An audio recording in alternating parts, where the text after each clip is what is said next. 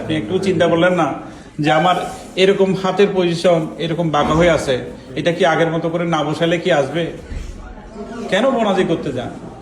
হয় না তো। 키우대 또 왔다.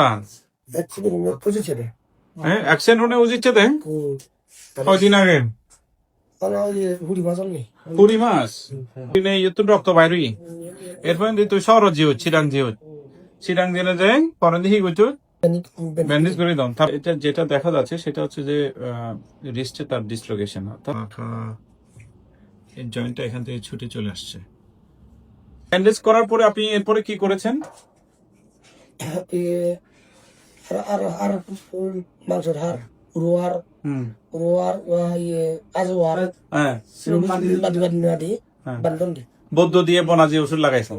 হ্যাঁ তাই এখন এই যে এরকম হয়ে বসে আছে, আপনি একটু চিন্তা করলেন না যে আমার এরকম হাতের পজিশন এরকম বাঁকা হয়ে আছে, এটা কি আগের মতো করে না বসালে কি আসবে? কেন বনাজি করতে যান? হয় না তো। হ্যাঁ, যাই হোক, আমরা আপনার এই হাতটা ঠিক করে দিব। হ্যাঁ, ঠিক আছে।